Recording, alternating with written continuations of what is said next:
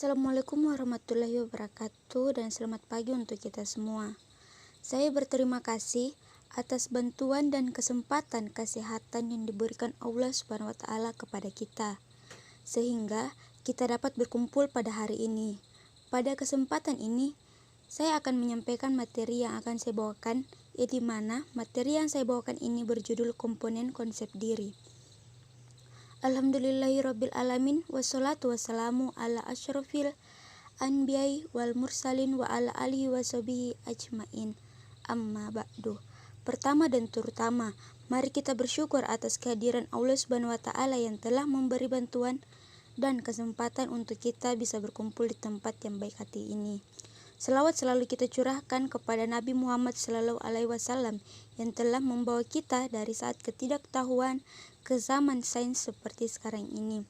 Yang saya hormati Ibu Siti Rahmani dalam membahas materi tentang komponen konsep diri.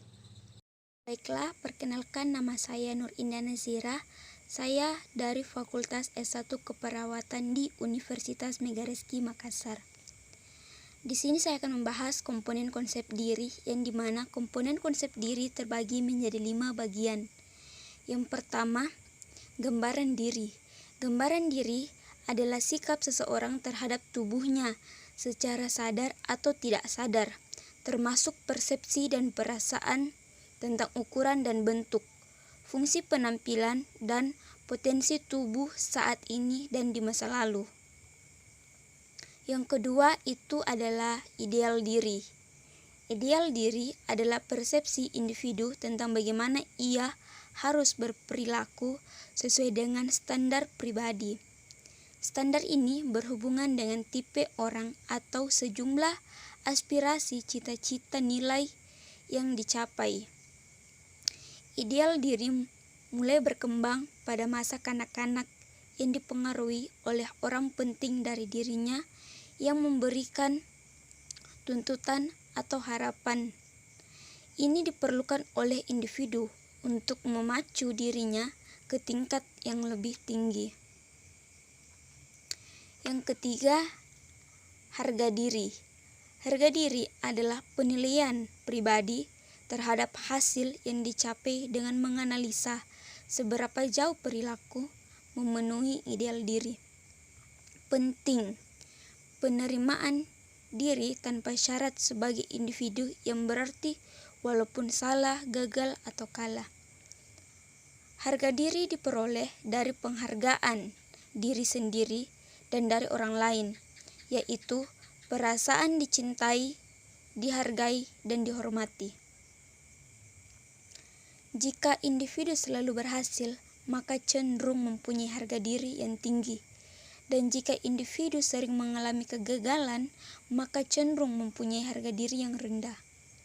Untuk meningkatkan harga diri dapat dilakukan dengan cara yang pertama, memberikan kesempatan untuk berhasil, yaitu dengan cara memberikan tugas yang kemungkinan dapat diselesaikan. Kemudian diberi pujian atau penghargaan atas keberhasilan. Kedua, menanamkan atau memberi suatu gagasan yang dapat memotivasi kreativitas untuk berkembang. Yang ketiga, mendorong aspirasi dengan menanggapi pertanyaan dan pendapatnya, serta memberi dukungan terhadap aspirasi yang positif sehingga merasa diterima dan lain-lain. Harga diri akan meningkat sesuai dengan meningkatnya usia dan sangat terancam pada masa pubertas. Komponen diri yang keempat yaitu peran diri. Peran adalah pola sikap, suatu perilaku, nilai, dan tujuan yang diharapkan dari seseorang berdasarkan posisinya di suatu masyarakat.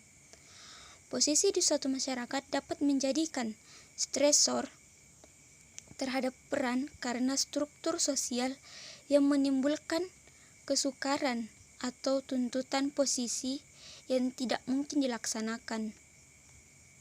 Stres peran terdiri dari konflik peran yang tidak jelas, peran yang tidak sesuai, dan peran yang berlebihan.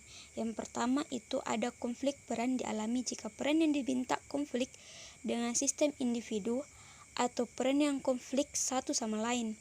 Yang kedua, peran tidak jelas, yang dimana akan terjadi jika perilaku diberi peran yang tidak jelas dalam hal perilaku dan penampilan yang diharapkan. Yang ketiga, peran tidak sesuai terjadi jika individu dalam proses transisi merubah nilai dan sikap. Dan yang keempat, peran berlebihan, yang dimana akan terjadi jika individu menerima banyak peran tetapi tidak mampu untuk melakukannya.